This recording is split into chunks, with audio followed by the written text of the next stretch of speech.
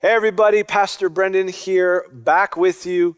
Another day, another teaching in our Faith Fuel video devotional, and another day to focus on running with the horses. If you're watching this in our live premiere, welcome. Please make sure, hit us up in the comments on the side. Let us know you're here. Greet the other people who are watching. If you're tuning in on demand, it is great to have you join us. This entire series is here on our YouTube channel. And if you've enjoyed this video and haven't seen the other ones yet, I'd encourage you to go because they're building on top of each other.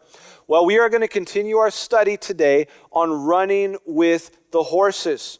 This concept, which is really tied to a sermon series we're doing here at Toronto City Church in this season, is connected to Jeremiah 12, verse 5, which says, if racing against mere men makes you tired, how will you race against horses?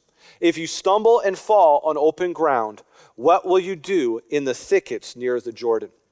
And so this is a very kind of visual, pictorial type of passage. But really what we've been focusing on is the call from God in our lives to do great things for Him, to live out His purposes in our generation. But that's running with horses.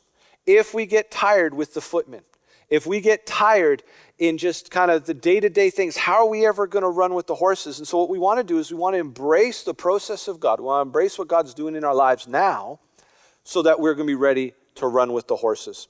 And so we'd focus for a number of the lesson, a number of the sections of this lesson. We focused on Hebrews 12, 1-3. But yesterday we took some jumper in the last lesson into 1 Corinthians 9, 24-27. And so I want to continue with that today. And so let's just read it, and we're going to read it, and then we've been breaking it down and just talking about some of the truths of what it's speaking to us. So 1 Corinthians 9, 24-27 says, don't you realize that in a race everyone runs, but only one person gets the prize? So run to win. All athletes are disciplined in their training. They do it to win a prize that will fade away, but we do it for an eternal prize. So I run with purpose in every step. I am not just shadow boxing. I discipline my body like an athlete, training it to do what it should. Otherwise, I fear that after preaching to others, I myself might be disqualified. Now, yesterday we took some time to unpack this whole statement from Paul where he says run to win, and then he talks about athletes being disciplined in their training. And so we're called to run to win this race. We're called to live out the fullness of what God has for us. But if we're going to do that, we have to be disciplined in our training. Today I want to continue to go on here, and I want to focus on the next line where he says they do it to win a prize that will fade away, but we do it for an eternal prize. And I want to focus on this whole concept or this idea of the eternal prize. Now, again, remember the context of this verse. Paul is talking about this race. He is talking about running to win. And then he starts talking about athletes being disciplined in their training. Yesterday, I shared a little bit about how I relate this to Olympic athletes. And you can really see, again, there weren't in Paul's day the Olympics as we are now, but really the origins of the Olympics were in that day and that time, and there would be these massive athletic competitions where athletes would battle or joust or run or race the chariots or all these different things. So this was a very familiar picture that he was giving. And he was saying these athletes are disciplined in their training, and they do it for a prize, right? So he says they do it for a prize, but he says it's a prize that will fade away.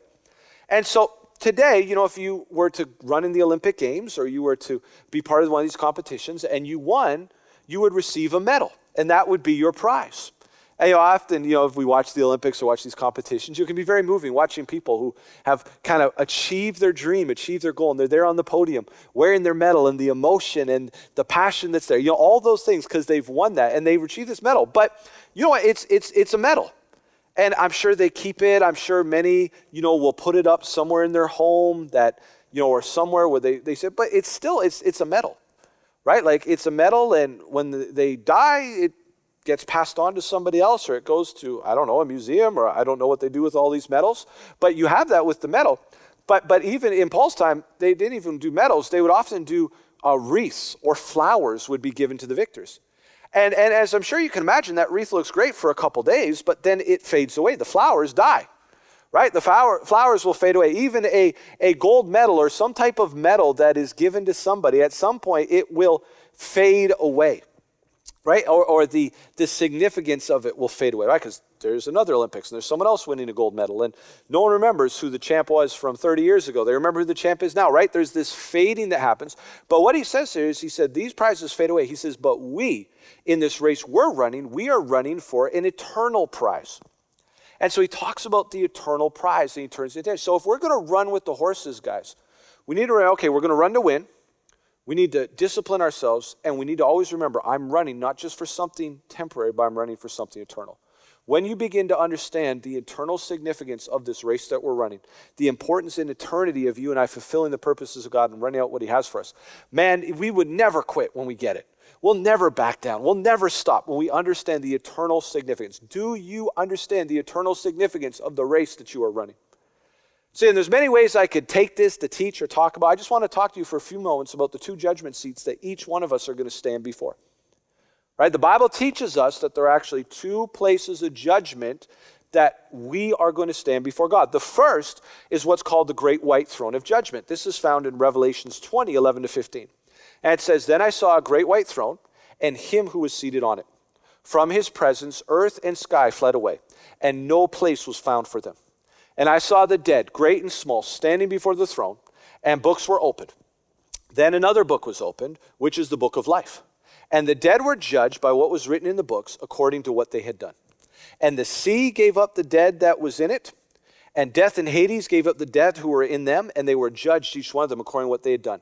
Then death and Hades were thrown in the lake of fire. This is the second death, the lake of fire. And anyone's name who was not found written in the book of life, he was thrown in the lake of fire. So obviously this is a massive, very important passage, and it's a very deep context, but it gives us this picture that at some point we are all going to stand before God at this great white throne of judgment. Every person, great and small, whatever time of history, we're all going to stand before God. And it talks about these books that are going to be opened, and these books are the accounts of our lives, and we're going to be judged based on our actions, our thoughts, our words, our deeds, right? And here's the bad news is we're all in trouble because we've all sinned, we've all fallen short of God's standard. But here's the good news. There's also another book called the Book of Life. And even if whatever happened in your life, if your name's written in the Book of Life, you are forgiven and you are free. That's the power of, it's the gospel, guys. It's why we do what we do and why we share our faith and why even when we're in a culture where increasingly you maybe are persecuted for being a Christian, you understand there's something much more than just this life I'm living in right now, but we're in this for all of eternity. And so there's this element and there's this we stand before God in judgment. Right? And so we really do that. And so that's not a judgment seat that everyone's going to stand before. But there's another judgment seat that the Bible talks about. And many people don't understand. They get this mixed up. And this is called the judgment seat of Christ. Or in the Greek word, it's called the bema seat. Romans 14, 10 to 12 talks about we will all stand before God's judgment seat. And then each one of us will give an account of himself to God. But that's the Greek word bema. 2 Corinthians 5 verse 10 says, we must all appear before the judgment seat of Christ, the bema seat, so that each of us may receive what is due us for the things done while in the body, whether good or bad. See, at the great white throne of judgment is the place where all humanity gives account before God. But all that matters at that throne is your name in the book of life. Right? That's all that truly matters. If your name is not, then you go into the lake of fire. If your name is, then you spend eternity with him. Right? Serious stuff.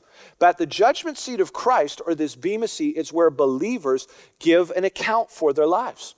And in many ways, I want you to see it's not so much a place to judge sin, even though I'm sure if there's believers who made it into heaven but had really left, just lived for themselves or lived sin, Jesus is going to hold them to account for that. But really, this seat is about rewards and prizes. And I mean, prize isn't even the right word. Prize sounds weird, but it's for eternal rewards, crowns of life. The Bible talks about the fact that there will be eternal rewards that are given to those who follow God faithfully and obey him. You ever wondered where people who just serve God so faithfully and they get like no recognition here on this earth? No one even knows. That intercessor who just prayed for years and maybe feels like no one even knows what I'm doing, or someone who just served faithfully. Listen, if you did what God called you to do, there's great reward, and it's eternal reward that we have forever. Right? And so it's so interesting because the Bible's really clear. There's going to be Christians who they get there, they stand before the bema seat of Christ, but they're going to receive little to no reward. Why? Because they live for themselves. They use Jesus and they use salvation, they use the principles of God just for themselves instead of living for his purpose. But there's going to be other believers who truly lay down their lives for the purposes of the call of God. And they are going to be so thankful that they did when they stand at that judgment seat. Why? Because Jesus is going to say, well done, good and faithful servant. Enter now into your reward. And there's going to be great reward that is given them for all of eternity. Do not buy into the perspective that we all will just be in the same kind of, how do I say, not the same place, because we're all going to be with him, but there's going to be some who have great reward and some who have none at all, and that's forever. How do we walk out this reward? It's through our obedience and our faithfulness right now. We don't get into heaven because of what we do, but how we spend eternity there and the rewards that we have. How about you? But I want to live not just for this life, but I want to live for that life. I don't know if you've heard of Jim Elliot. He's quite a well-known man of God. He and several friends, including another man named Nate Saint and others in the 1950s, went to work to reach the Huron Indians in Ecuador. And this was a very aggressive, unreached people group. It was told many times, don't go, they will attack you, they will kill you, but they really felt that God called them to go. And so they went, they made some efforts to go, and ultimately they did go, and they were killed.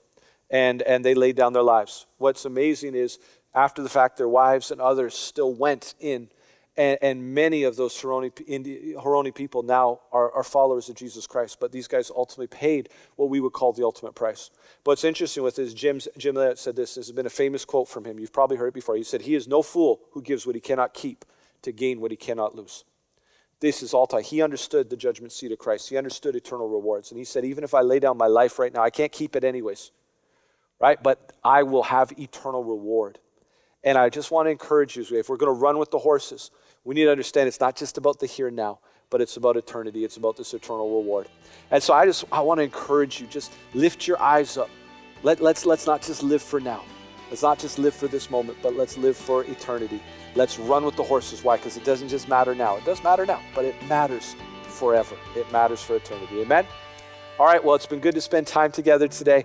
God bless you. Please make sure if this impacted you, hit the like button. Consider sharing it with somebody else, and make sure you subscribe and you can become part of our Toronto City Church YouTube online family.